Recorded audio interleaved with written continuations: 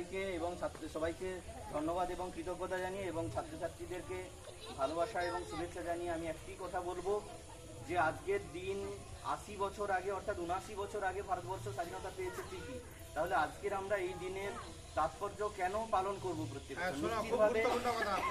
নিশ্চিতভাবে যেভাবে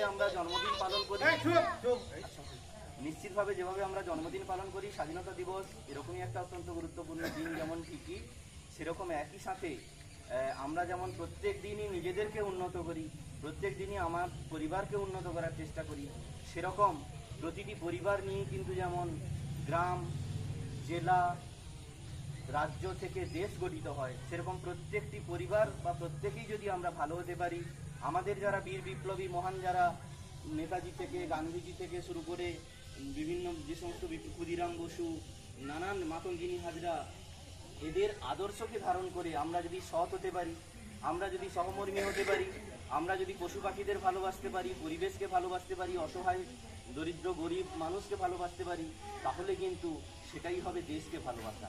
অর্থাৎ মহান বিপ্লবীদের যারা দেশকে আমাদের ব্রিটিশদের হাত থেকে মুক্ত করে আমাদের হাতে তুলে দিয়ে গেছেন, এভাবে তাদের মত পথ অনুসরণ করে আমরা যদি নিজেদের ভালো করি, সেভাবেই আমরা আমাদের দেশকে গড়ে তুলতে পারবো, এভাবেই আমাদের দেশ এগিয়ে যাবে। কেন কি আমরা দেখেছি 2023 সালে ভারতবর্ষ চাঁদের দক্ষিণ গোলার্ধ যেখানে কেউ পৌঁছতে পারেনি, সেখানে কিন্তু প্রথমবার পা রেখেছে আমাদের মহাকাশযান, প্রথমবার, যেটা আমেরিকাও পারেনি, রাশিয়াও পারেনি। হ্যাঁ, করোনার সময় আমাদের যে টিকা, সেই টিকা কিন্তু সারা পৃথিবীকে সরবরাহ করেছে কিন্তু আমাদের ভারতবর্ষের ডাক্তারেরা, গবেষকরা। তো তাহলে এরকম নানান ক্ষেত্র রয়েছে।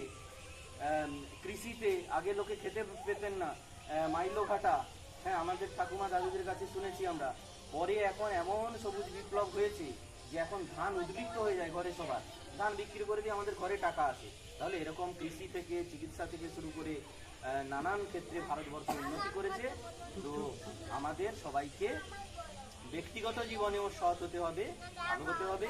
আর এটুকুই, আরেকটা কথা সবশেষে বলে যাব, পশু পাখি পরিবেশের প্রতি যেন আমরা একটু সহমর্মী হই, আমরা যেন গাছ লাগাই, আমরা যেন জালে জড়িয়ে যাওয়া পাখিকে উদ্ধার করি, আমরা যেন সাপ না মারি, আমরা যেন গোসাপকে না মারি, আমরা যেন আহত হয়ে পড়ে থাকা শেয়ালের খবরটা অর্ণববাবু বা আমাদের মানিকবাবু কিংবা রাজীববাবুর কাছে পৌঁছে দিই, কেননা এদের সাহায্য করার জন্যও কিন্তু বন দপ্তর রয়েছে। ব্যাস, সবাই ভালো থাকো, সুস্থ থাকো, পড়াশোনা করো, উন্নত করো। এবং সবাইকে আবারও ধন্যবাদ কৃতজ্ঞতা জানিয়ে মাতৃ হাতে সহ সবাইকে প্রধান শিক্ষক মহাশয়কে আমি বক্তব্য শেষ করছি।